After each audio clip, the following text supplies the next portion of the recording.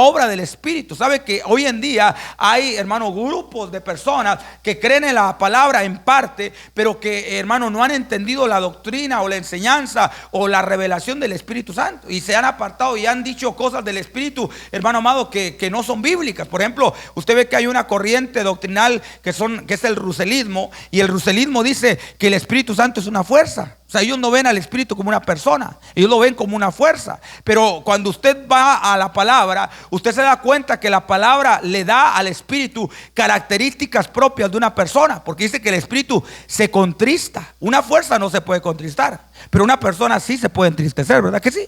Dice que el Espíritu Santo se enoja también. Entonces, una fuerza no se puede enojar, pero el Espíritu también se enoja. El Espíritu se contrista, el Espíritu se aviva, el Espíritu se apaga. Entonces, hermano amado, vemos que entonces el Espíritu es una persona, es Dios mismo. ¿Cuántos dicen amén? Es la presencia de Dios mismo entre nosotros, con nosotros y sobre nosotros. Dale una ofrenda de palmas al Señor, amén, hermano amado, porque mire, esto es importante, va.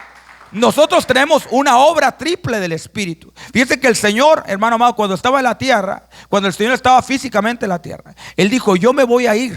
Y usted ve que el Señor se fue, pero dijo: pero no los voy a dejar huérfanos, no los voy a dejar solos, no los voy a dejar desamparados. Les voy a dar un consolador. La palabra griega de consolador es parakletos, en plural. O sea, un consolador es un abogado, es un compañero, es un ayudador, hermano. Es una persona que está a tu lado para ayudarte, para fortalecerte, para consolarte, para guiarte, para encaminarte. Ese es el Espíritu de Dios que fue dejado por Cristo, hermano amado, y que fue dejado en una triple función. Escuche esto: fue dejado con una triple función, porque antes de que Cristo viniera, hermano, el Espíritu ya actuaba. Usted ve que desde Génesis capítulo 1, versículo número 2, dice que ya el Espíritu, fíjese que la tierra, hermano, algo produjo un desorden, algo hizo que la tierra se desordenara, algo hizo que la tierra se vaciara, algo hizo que la tierra se cubriera de tinieblas. Pero dice Génesis capítulo 1 que el Espíritu de Dios se movía ya sobre la faz de las aguas. ¿Cuántos dicen amén? Desde el principio vemos la acción, vemos la operación, la función, hermano, del Espíritu Santo. ¿Cuántos dicen amén, hermano? Entonces, hermano, es importante el Espíritu de Dios. Ya desde el principio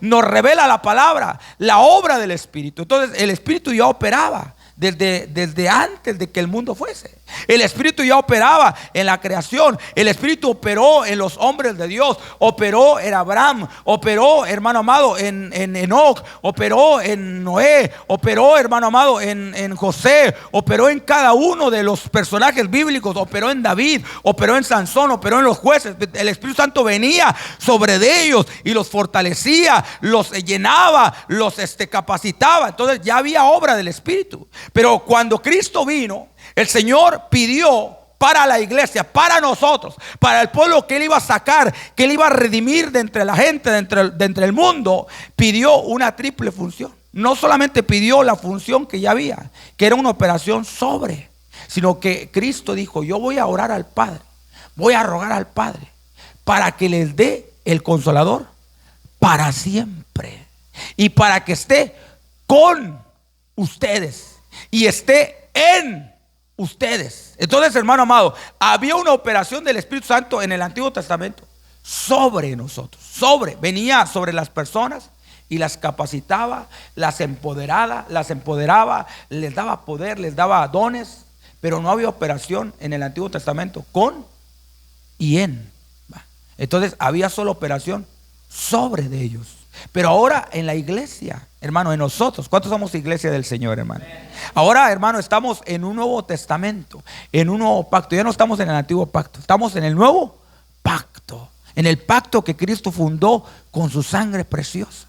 Entonces, en este nuevo pacto, hermano, hay una operación triple del Espíritu, que es una operación en donde el Espíritu está con nosotros. Él camina contigo, hermano. Él anda contigo. Él, hermano, va contigo a donde usted va. El Espíritu Santo ahí está con usted. Y si usted le da lugar, usted lo va a sentir en el camión, en el trabajo, en la casa, donde usted se encuentra. Ahí está el Espíritu como compañero, como ayudador, como consolador, como fortaleza para tu vida, como tu amparo. ¿Cuántos dicen amén? Como tu refugio. Ahí usted lo puede sentir. Dar una ofrenda de palmas al Señor. Ahí usted puede, hermano amado, disfrutar de su compañía, de su presencia. Amén. Porque Él camina camina contigo, Él anda contigo. Usted vino para acá y el Espíritu Santo viene acompañando. Usted se va a ir para su casa y el Espíritu Santo lo va a acompañar. Usted está en su casa y ahí el Espíritu te hace compañía, porque fue puesto para estar contigo, para no dejarte, para no desampararte, para estar ahí a tu lado, hermano. O sea, hermano amado, Él no se va de tu persona. Él siempre anda contigo. Él siempre va contigo, hermano. Pero mire, también tenemos el Espíritu Santo en nosotros. Entonces, Él está con nosotros, pero Él está en nosotros. Pero en nosotros está como sacerdote, como intercesor. Por eso dice Romanos que el Espíritu intercede por nosotros. Usted tiene dos intercesores, hermano. Qué gozo, va. Qué gusto tener dos intercesores, hermano. Mire, ¿alguna vez usted se ha equivocado? A ver, levante la mano el que alguna vez se ha equivocado. Entonces, hermano amado, nos equivocamos, fallamos. Pero mire, usted tiene dos abogados, usted tiene dos intercesores, usted tiene dos personas preciosas que están a favor suyo y que abogan por ti y que te están, hermano, ayudando y que te están abogando por ti ante el Padre. Uno es Cristo, porque Cristo está sentado a la diestra del Padre y está intercediendo por nosotros. ¿Cuántos dicen amén? Pero el segundo es el Espíritu que está aquí en tu corazón e intercede por ti, hermano. Está intercediendo cuando usted se equivoca, cuando usted erra, cuando usted peca, cuando usted desobedece. El Espíritu le levanta un clamor al Padre y dice: Padre, perdónalo, ayúdalo, porque este también es hijo tuyo. ¿Cuántos dicen amén? Dale una ofrenda de palmas al Señor. Está intercediendo, hermano amado, gloria a Dios. Dice la Biblia que nosotros no sabemos pedir como conviene, pero el Espíritu intercede por nosotros con gemidos indecibles, hermano, porque el Espíritu conoce la intención de tu espíritu, conoce la intención de tu corazón y la lleva al Padre en un gemido, la lleva al Padre en una intercesión. ¿Cuántos dicen amén, hermano amado? Entonces el Espíritu, quizá, hermano amado, mire, a veces usted falla, pero, hermano amado, dentro de su corazón, como Dios te conoce. ¿Cuántos saben que Dios te conoce?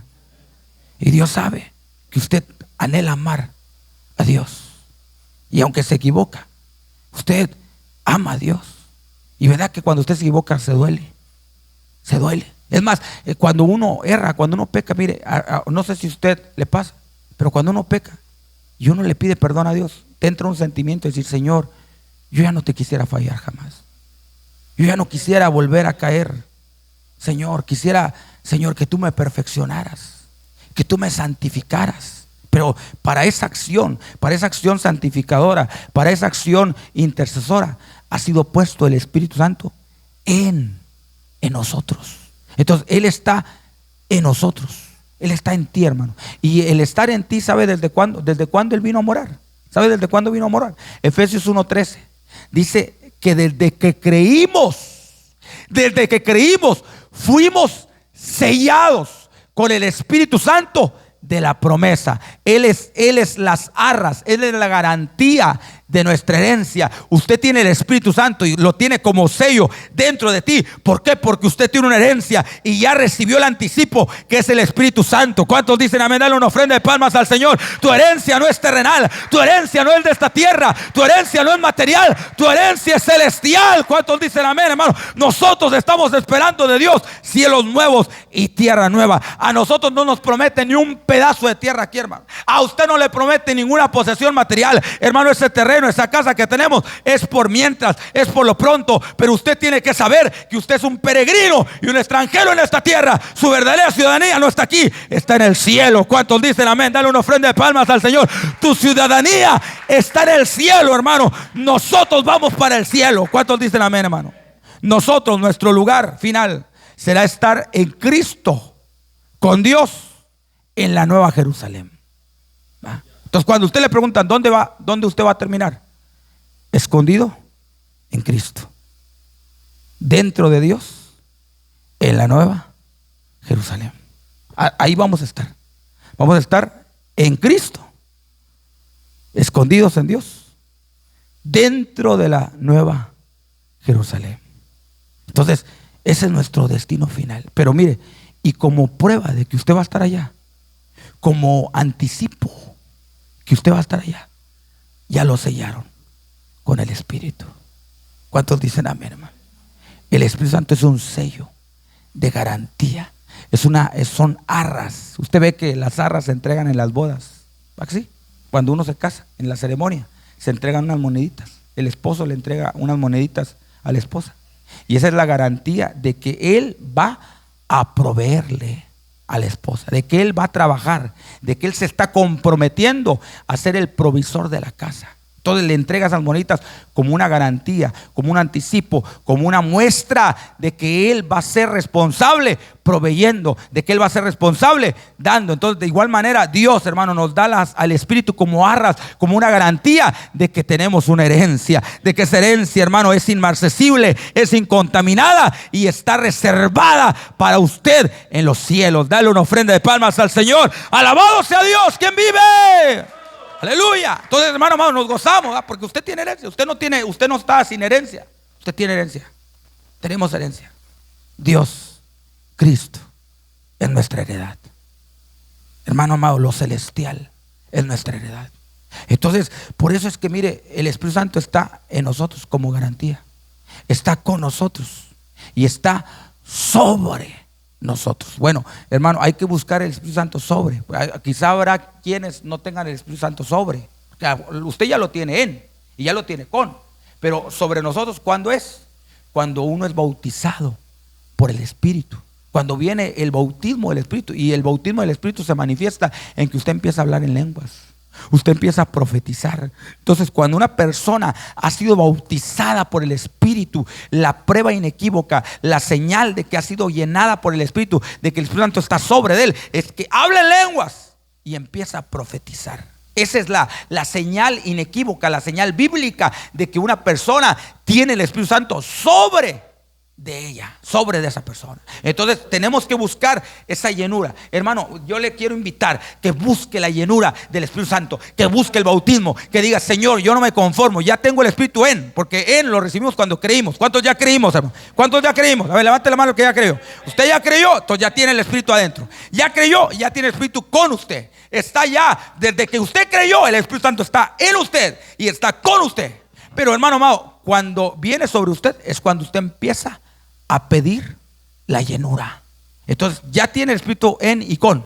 Ahora tenemos que buscar el Espíritu sobre, que venga sobre usted, que se derrame y que usted empiece a hablar en lenguas, que usted, hermano, entre a esa dimensión de la unción del Espíritu, hermano amado, y usted va a sentir poder, va a sentir autoridad. Y cuando venga un enfermo, usted no va a tener, hermano amado, ningún reparo en ponerle la mano y decir: te declaro sano, y va a sentir la unción y va a sentir como Dios va a usarte para sanar, para liberar, para hacer grandes maravillas. Dale una ofrenda de palmas al Señor. Eso es lo que hace la llenura del Espíritu. Amén.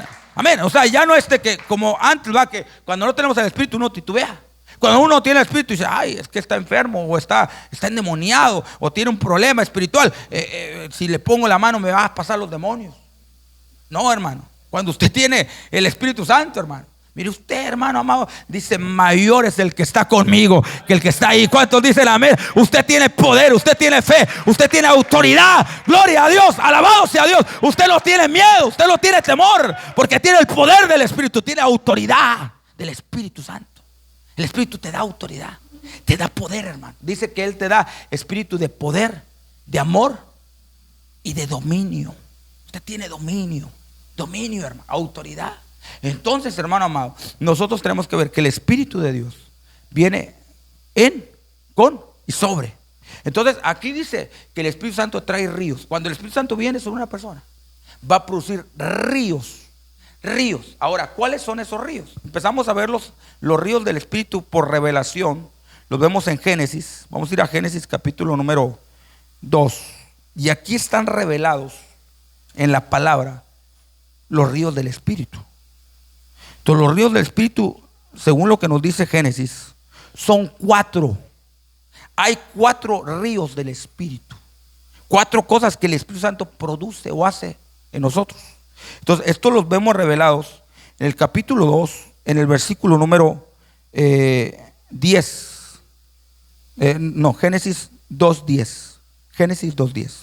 Dice: y salía de Edén un río para regar el huerto, y de ahí se repartía en 4 brazos o en 4 ríos. El nombre del uno era Pisón. Este es el que rodea toda la tierra de Havila, donde hay oro. Y el oro de aquella tierra es bueno. Y dice, y hay también ahí bedelio y onice. Y el nombre del segundo río es Gihón. Este es el que rodea o el que limita la tierra de Cus. Y el nombre del tercer río es Hidekel. Este es el que va al oriente de Asiria. Y el cuarto río es el Éufrates. Entonces, 4 ríos. Entonces, cada uno de estos ríos representa un fluir, representa una operación del Espíritu. Entonces, hermano, empezamos a ver que el río Pisón representa el río del Espíritu que se llama riquezas. Cuando usted se llena del Espíritu, cuando usted tiene el Espíritu Santo en y con y sobre usted, usted, hermano, va a tener riquezas. El Espíritu va a producir riquezas, riquezas, riquezas. Entonces, hay varias riquezas en la Biblia. Hermano amado, por supuesto que no está hablando de riquezas materiales, porque hay gente que se conforma con riquezas materiales. Pero la riqueza a la cual Dios te ha llamado no es una riqueza material, no es una riqueza de dinero, sino es una riqueza más grande. Es la riqueza espiritual. ¿Cuántos dicen amén? Dale una ofrenda de palmas al Señor. Es riqueza espiritual, hermano. Amén, amén. Es ser rico espiritualmente. Es tener riqueza espiritual. Y entonces, hermano, el Señor viene y te da, por ejemplo, riquezas de gloria. Te da riquezas según Romanos 9:23. Te da riquezas de sabiduría según Romanos 11:33. Te da riquezas de generosidad, es decir, el Señor te va a dar generosidad en abundancia, te va a meter en un fluir de dar.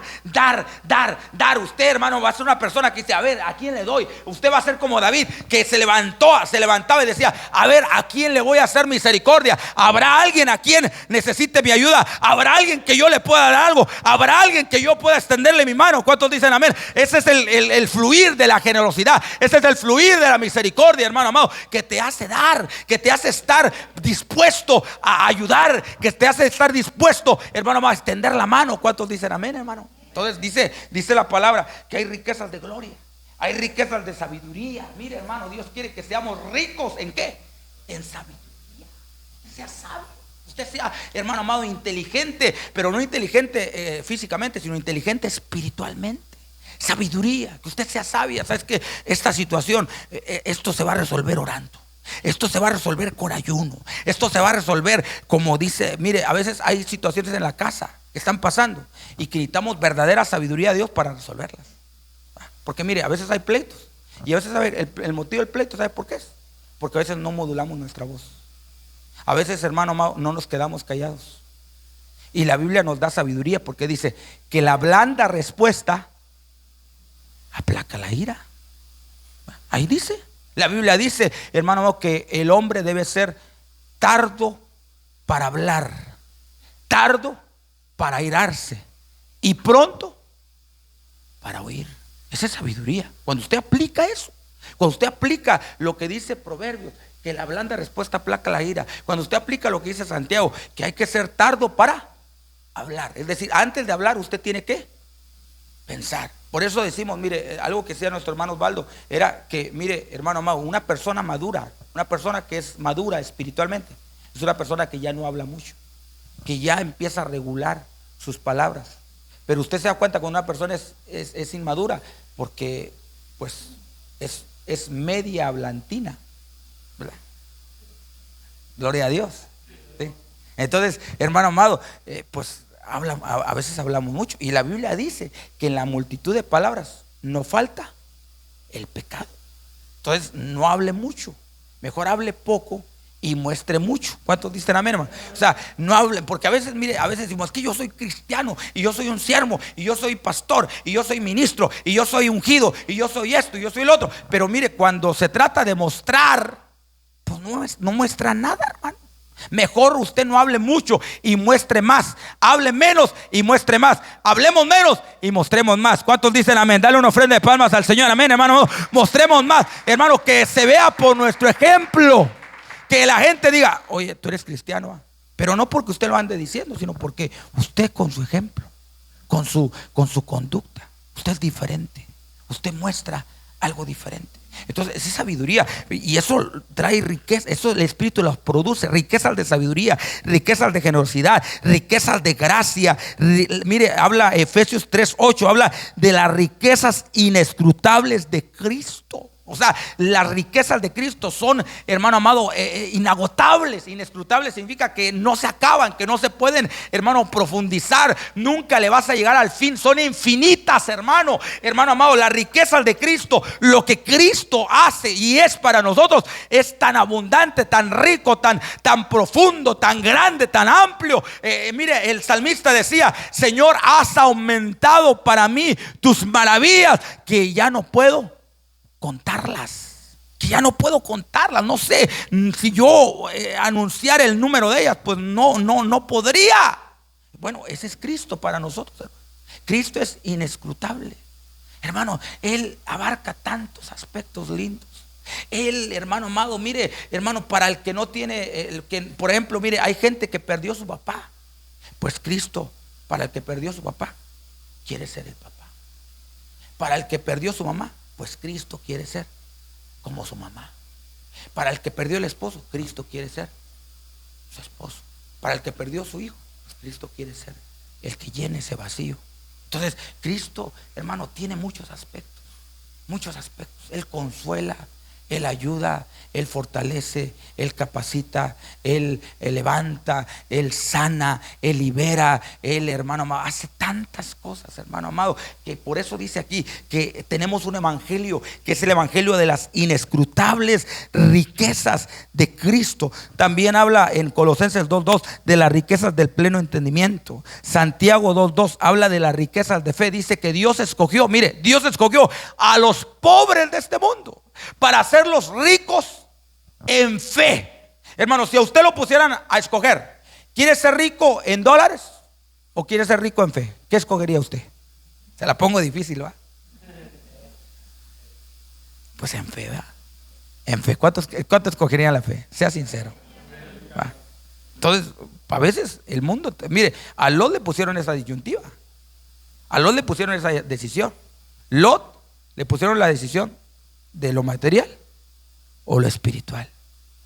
Y Lot era un justo, porque la Biblia le llama a Lot el justo Lot. El justo Lot era un hombre que conocía a Dios, que había visto la bendición de Dios con su tío Abraham. Dios lo había bendecido por causa de Abraham, había bendecido a Lot y había visto el Dios de Abraham actuar en la vida de él. Pero cuando él tuvo que decidir entre lo material y lo espiritual, ¿sabe qué escogió? Lo material. Dice que vio aquella llanura del Jordán y la vio tan fértil y la vio tan buena y dijo: aquí me va a ir bien, aquí voy a hacerme rico, voy a hacerme millonario, me voy a hacer así de posesiones, de casas, de cosas materiales, hermano. Pero usted ve que eso lo perdió, hermano. Lo sacó de la voluntad de Dios. Y mire cómo acabó en una cueva, en una deshonra terrible.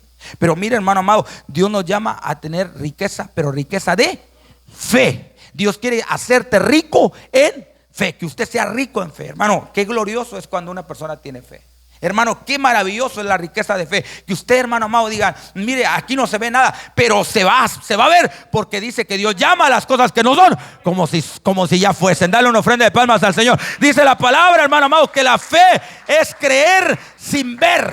Bienaventurados son los que no vieron y creyeron.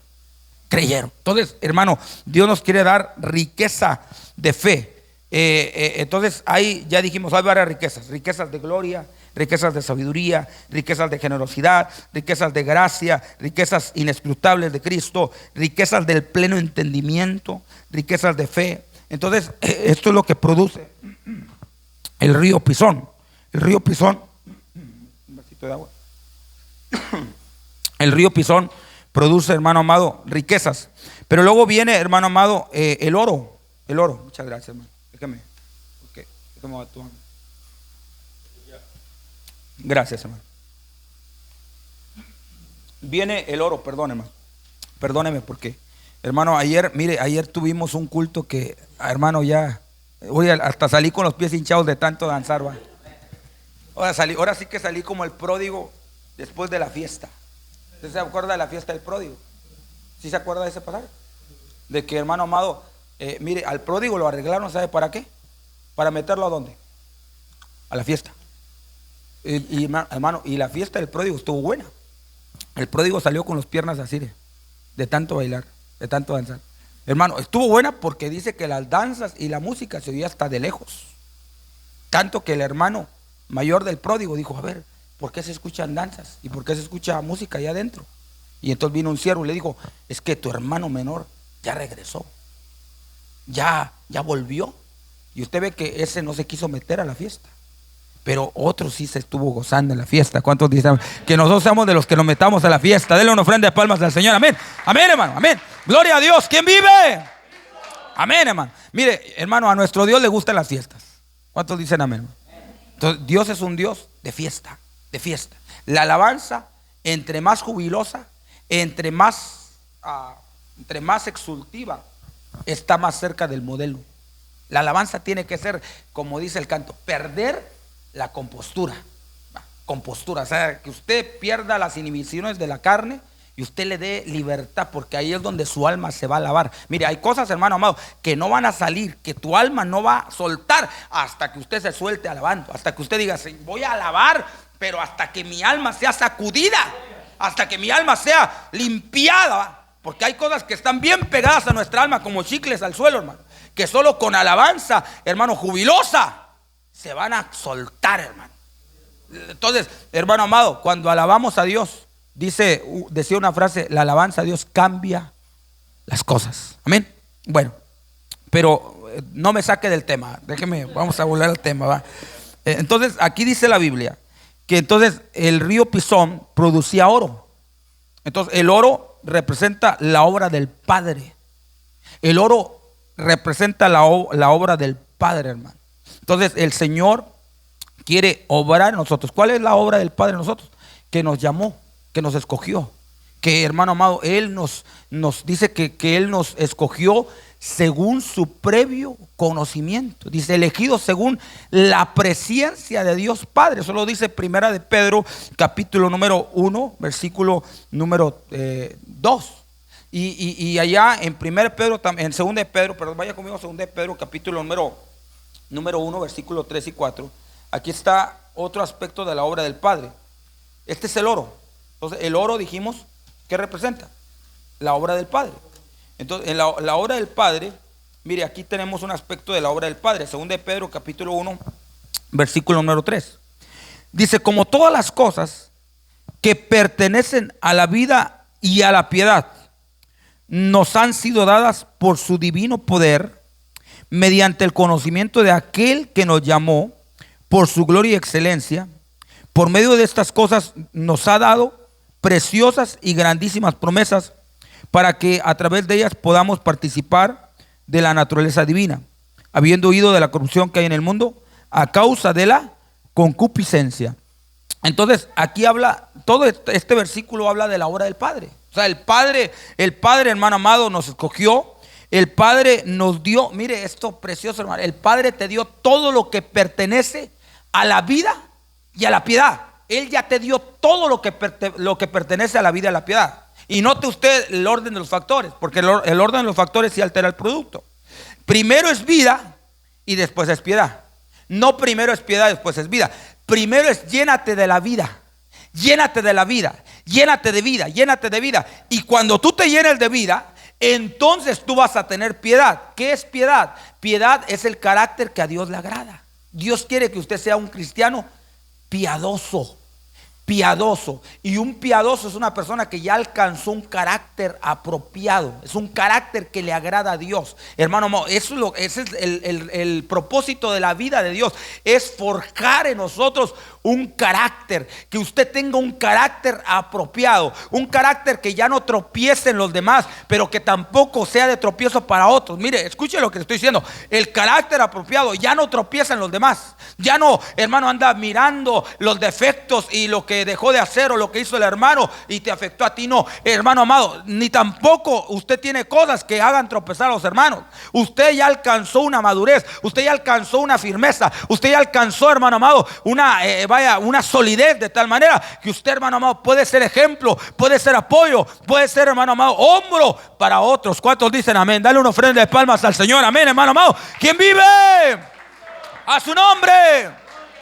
Entonces, hermano amado, estamos hablando de que Dios te ha dado todo lo que pertenece a la vida y a la piedad. Ese es el oro. Pero volviendo a Génesis, dice que también en ese río producía bedelio. Y el bedelio es una goma resinosa, hermano amado, que surge o que sale de una planta. Usted toma un tronco de una planta, le hace una sajadura o le hace una herida a ese tronco, y ese tronco producía una goma. Y esa goma se ponía dura como una piedra. Y esa goma, hermano, era muy apreciada. Era como esa piedra hecha de goma, era como una piedra semipreciosa, el bedelio. Entonces, ese bedelio, hermano amado, representa la obra de Cristo. Porque Cristo fue herido. ¿Dónde? Su costado. Y de ahí, hermano, salió sangre y salió agua. Entonces, hermano amado, de ahí salió nuestra purificación, nuestra limpieza. Esa es la obra del Hijo.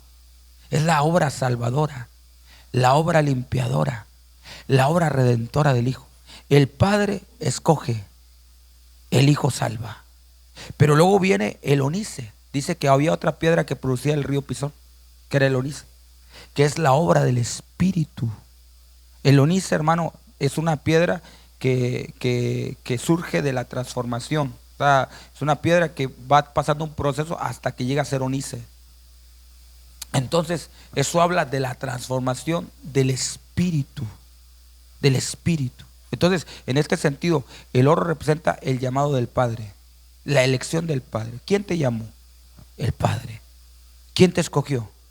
El Padre. Mire, es tan crucial este punto, que el Hijo dijo una palabra que a mí me impacta mucho. Dijo el Hijo: nadie puede venir a mí si el Padre que me envió no lo trae. Fíjese lo que dice la Biblia. Nadie puede venir a mí si el Padre que me envió no lo trae. Entonces quiere decir que usted vino a Cristo. ¿Por qué? Porque el Padre de gloria, el Padre de los cielos, hermano amado, te trajo a Cristo. ¿Cuántos dicen amén? Dale una ofrenda de palmas al Señor. Amén. Amén, hermano. El Padre te trajo. El Padre te trajo. El Padre te escogió. El Padre te eligió. El Padre, hermano amado, te llamó y te trajo al Salvador. Te trajo a quien te va a salvar. ¿Quién es nuestro Salvador? Cristo. Entonces, el Padre elige, el Padre llama, el Padre escoge según su presciencia. Porque dice, la presciencia significa previo conocimiento. O sea, Él conoce todo. ¿Cuántos saben que Dios Padre conoce todo? Él conoce todo. Él conoce el pasado, el futuro, el presente, todo, hermano. Él sabe todas las cosas. Él conoce todo.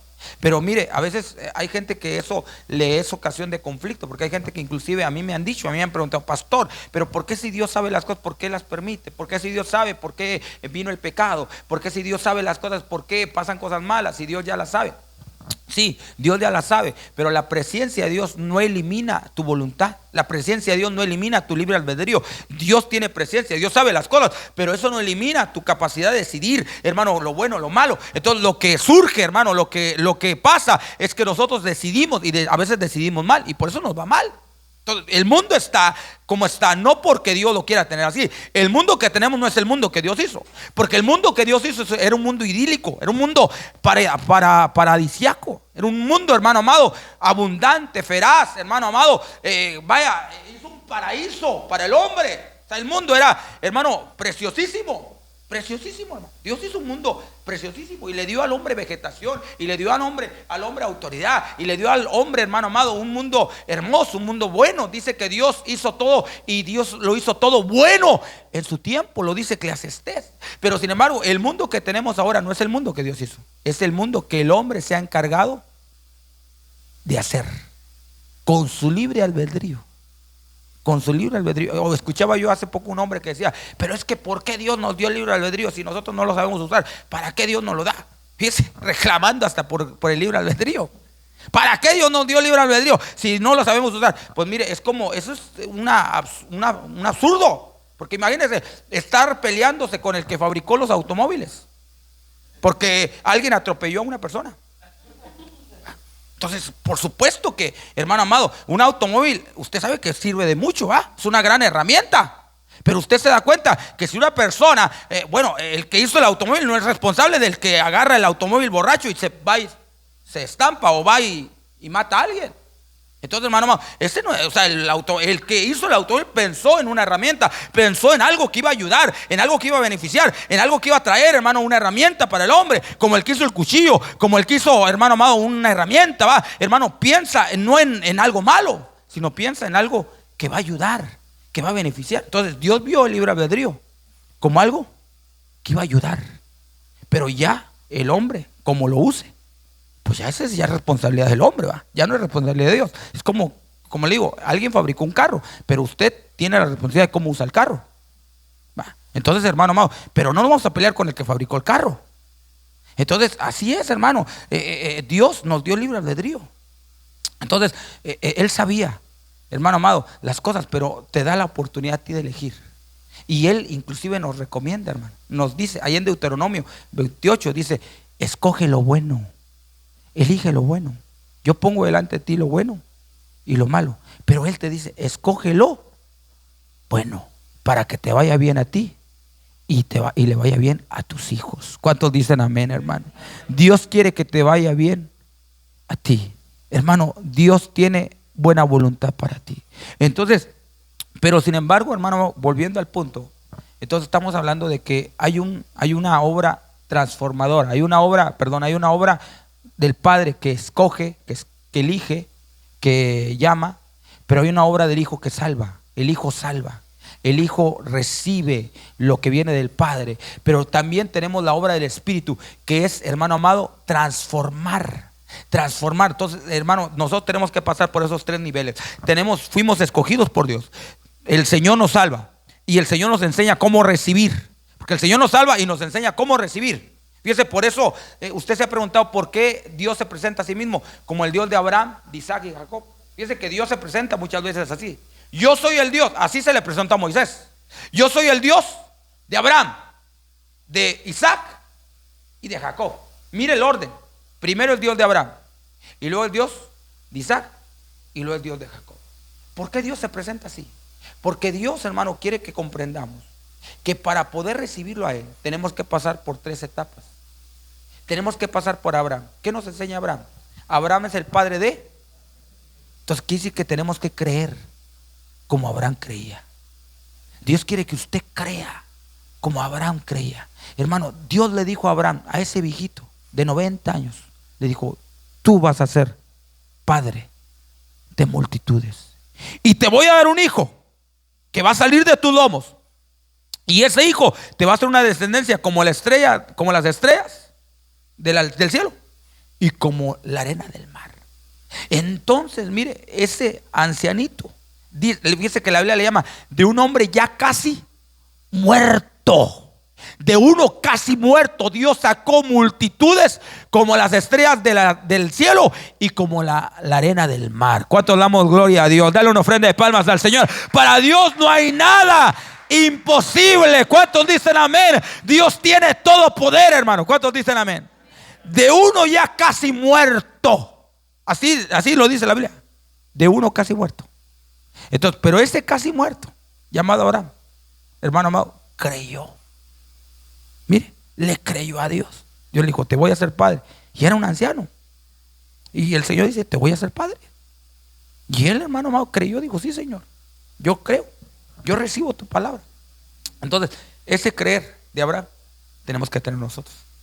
Usted tiene que creerle lo que Dios le dice. Usted crea. Si Dios le dice, ¿sabes qué? Te voy a levantar, te voy a prosperar, te voy a salvar, te voy a ayudar, no voy a dejarte, yo estoy contigo. Créaselo, dale una ofrenda de palmas, Señor. Créaselo.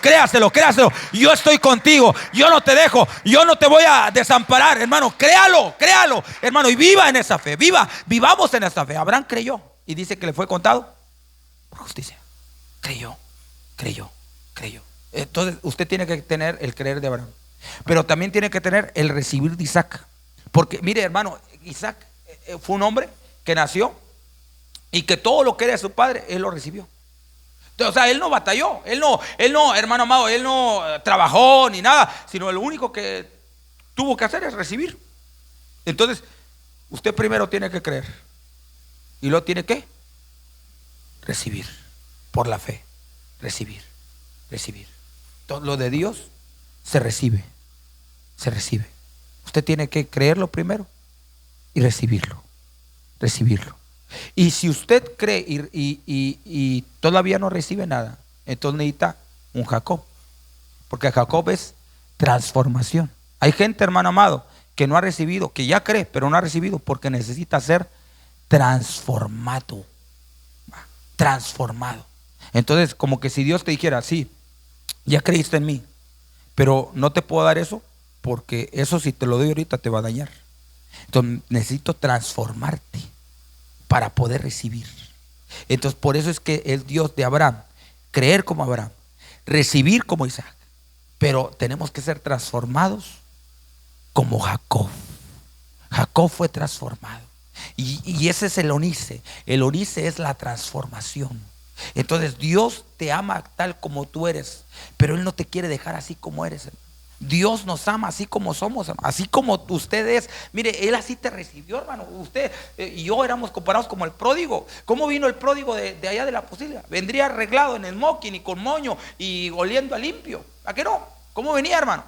Venía todo sucio, maloliente. Hermano, imagínese, venía de cuidar los marranitos. ¿A qué huele un marranito? Pues de ahí venía el pródigo, hermano. Y mire, lo tremendo es que el Padre que representa a Dios Padre, el Padre de la parábola de Lucas 15, que representa a Dios Padre, dice que salió, hermano, a recibirlo. No esperó que llegara, sino que el Padre sale a recibirlo, y cuando lo recibe dice que se le echó al cuello, así como venía, hermano, así como venía, se le echó al cuello. Y mire, dice la palabra que lo besó. Hermano, en el hebreo, en el griego, en Lucas 15, en el griego, la palabra besar, hermano amado, no es un vecino así, ¿va? No, ¿sabe qué hizo el padre? El Padre lo llenó de besos. Lo besó, o sea, besar ahí significa que lo besó muchas veces. Lo besó, lo agarró a besos en el cuello. Le empezó a dar muchos besos. Pero lo besó así como venía. Sucio, maloliente, desarreglado, desordenado. Así como venía, lo besó. Entonces, ese es el Padre, hermano. Ese es el Padre de gloria, que Él te recibe. Pero ya te recibió, ya te perdonó. Porque mire, el beso afuera en la casa es el que representa. El beso del Padre representa el perdón. ¿Cuántos dicen amén? ¿Cuántos ya fueron perdonados por el Señor? Dale una ofrenda de palmas al Señor. El beso afuera representa el perdón. El perdón, hermano. Usted ya lo perdonaron. Ya lo perdonaron. ¿Cuántos ya fueron perdonados? Hermano, lo que tú hiciste ya fue perdonado. Ya no te culpes más. Ya no estés dándole vueltas al asunto. Porque hay gente que, aunque ya la perdonaron, a veces no se ha perdonado el sol. O a veces sigue dándole vuelta a lo mismo. Y dice, no, es que yo hice esto, y es que yo hice esto, y no lo deja ser feliz, no lo deja ser libre. Pero el Señor ya te perdonó. El Señor ya hizo una obra en tu vida de perdón, una obra de tu vida de redención. Entonces, hermano amado, ese es el beso afuera. Pero mire, usted ve que no lo dejan así. No lo dejaron, hermano amado, desarreglado. Lo meten a la casa y ahí lo empiezan a ordenar, lo empiezan a arreglar, lo empiezan amado hermano, a acicalar. Entonces ahí ese acicalamiento, esa limpieza, ese ordenamiento, ¿sabe qué representa? La transformación. Entonces le dice el Padre al siervo del vestido: tráete el mejor vestido. ¿Sabe cuál es el mejor vestido? Cristo, como tu justicia. Y luego le dice: tráete el anillo. ¿Sabe cuál es el anillo? El pacto de amor que Él hace contigo. Él viene y te dice: ahora yo te voy a amar con amor eterno. Te voy a amar con amor eterno. Te da anillo y te pone calzado. Calzado significa evangelio, pero también significa un nuevo andar, un nuevo caminar, una nueva conducta. ¿Cuántos dicen amén? Te voy a dar una nueva conducta, te voy a dar justicia, te voy a dar amor, te voy a dar un nuevo andar. ¿Cuántos dicen amén? Dale una ofrenda de palmas al Señor, amén. Amén, hermano. ¿Quién vive? Entonces el Señor nos arregla, pero viene lo más poderoso, porque dice que manda al siervo del corral y dice: mata al buey engordado. Y el buey engordado es Cristo. que, mire, Él pasó por muerte. Él pasó por un proceso de sufrimiento para, hermano amado, llevarnos a la fiesta, para que participemos de Él, para que lo comamos. Hermano, el buey representa al Cristo que te tienes que comer, al Cristo que tienes que participar de Él. Y si tú participas de Él, tienes fiesta. Y si no participas de Él, no vas a tener fiesta. Tienes que comer a Cristo, comer al Señor. ¿Y sabe qué estamos haciendo ahorita, hermano? Estamos comiendo a Cristo, porque a Cristo lo comemos de 3 maneras.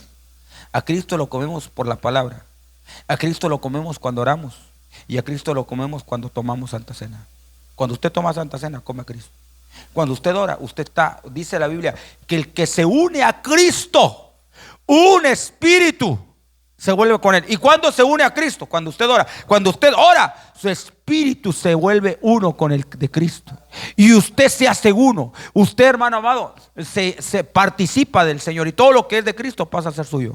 Pero es cuando tú oras. Cuando tú lees la Biblia, estás comiendo. Cuando tú estás escuchando la palabra, ahorita usted está comiendo. Ahorita yo estoy comiendo. Estoy comiendo a Cristo. Me estoy llenando de Cristo. Entonces Él es el buey engordado que te alimenta, que te sustenta, que te fortalece, y que si usted se lo come, mire, hermano, Dios no quiere. Yo lo he estado diciendo algunas veces, hermano, a veces cuando hablamos de humildad y hablamos de mansedumbre y hablamos de las virtudes que debemos de tener, pensamos que somos nosotros los que tenemos que ser humildes, somos nosotros los que tenemos que ser mansos. No, Dios no quiere que tú seas humilde, Dios no quiere que tú seas manso. No, Dios quiere que Cristo sea en ti, para que Él sea tu humildad, para que Él sea tu mansedumbre, para que Él sea tu amor. ¿Cuántos dicen amén? Dale una ofrenda de palmas al Señor. Que Él viva y no nosotros, hermano. Él es verdadera humildad. Dios, Cristo, es verdadera mansedumbre. Hermano, si a usted le preguntan qué es humildad, la definición correcta es Cristo.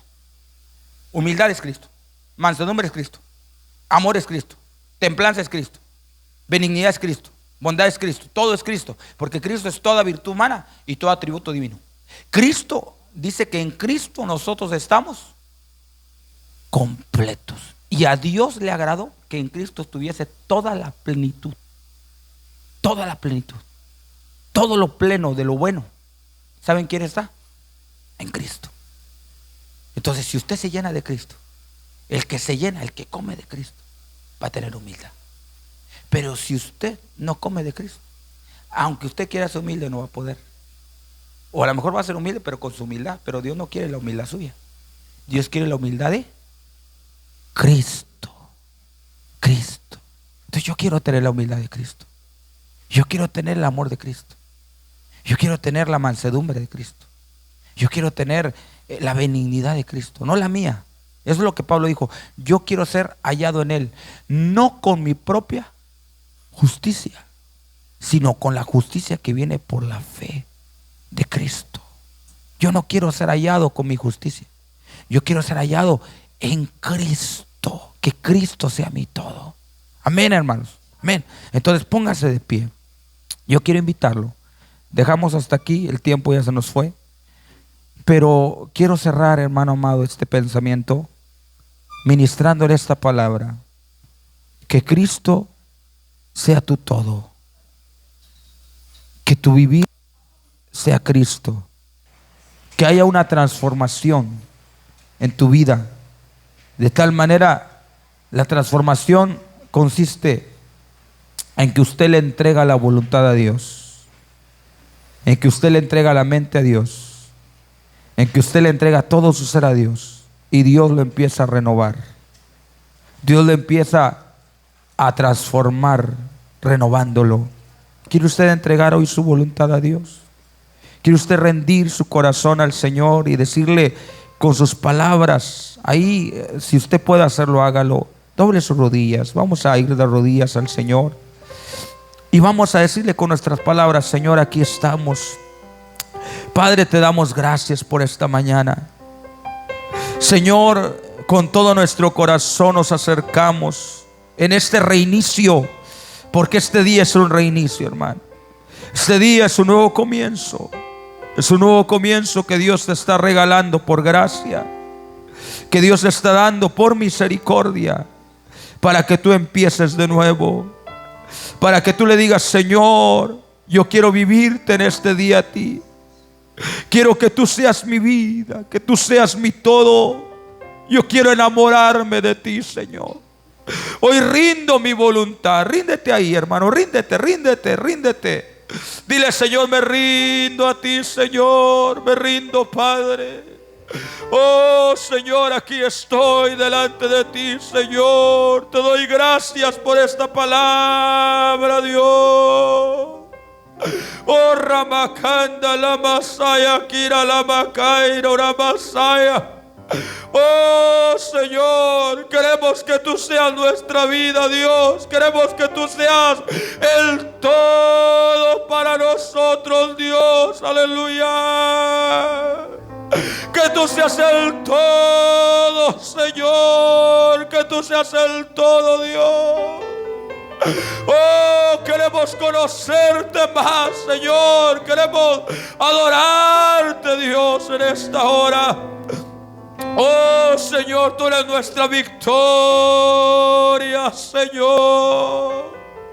Tú eres nuestra victoria, tú eres nuestra humildad, tú eres nuestra santificación, nuestra glorificación, nuestra justicia eres tú, Señor. Oh, Ramakira la Masaya. Oh, tú eres nuestra victoria. Dígale: Señor, tú eres mi victoria, Dios. Yo en ti estoy completo, Señor.